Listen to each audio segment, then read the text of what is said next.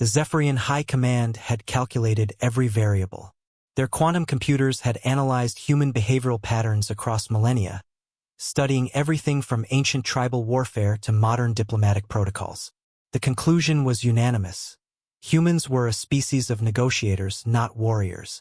They would surrender rather than face extinction.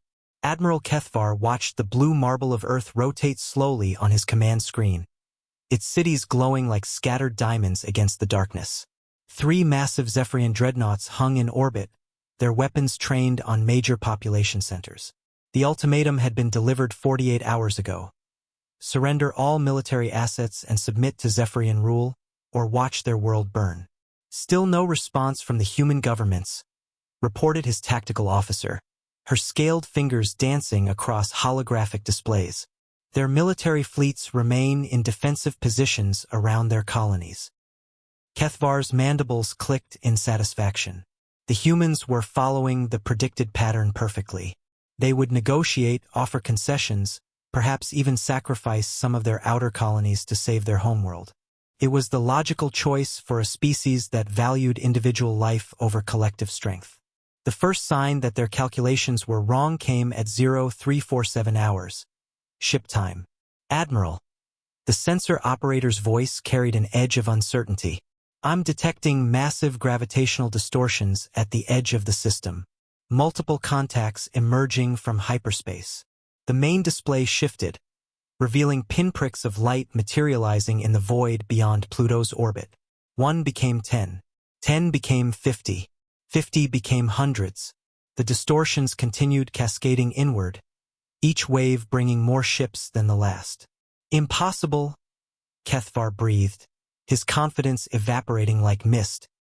Our intelligence indicated humans possessed fewer than 200 capital ships across all their colonies.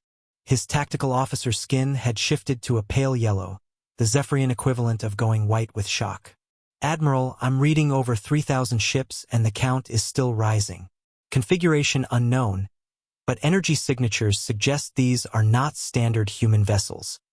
On the screen, the approaching fleet began to resolve into distinct formations. The ships were sleek and predatory, their hulls painted in deep black that seemed to absorb light itself. They moved with mechanical precision, yet there was something almost organic about their formation patterns, like a vast predator circling wounded prey. Open a channel to the lead vessel, Kethvar ordered, though his voice had lost its earlier authority. The response came immediately, as if they had been waiting. The face that appeared on screen was unmistakably human, but changed. The woman's eyes held a coldness that seemed to reach across the void, and when she spoke, her words carried the weight of absolute certainty. I am Admiral Chun of the Human Colonial Defense Fleet. You have 30 seconds to withdraw from Earth's orbital space before we demonstrate why every species in this galaxy learns to fear human retaliation. Kethvar found his voice. Your species lacks the military capacity for such threats.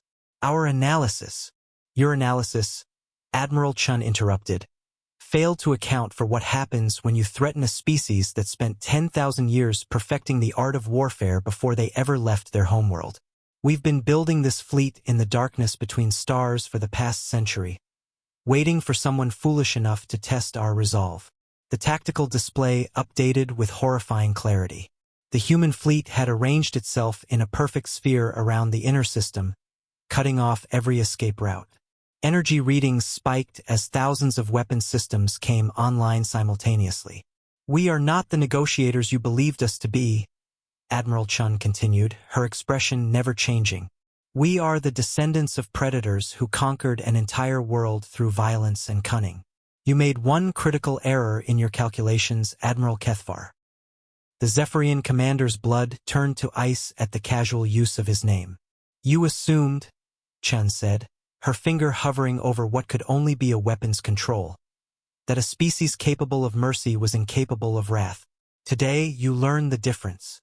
The fleet of vengeance began its final approach, and the void between stars prepared to witness why humanity had never forgotten how to wage war.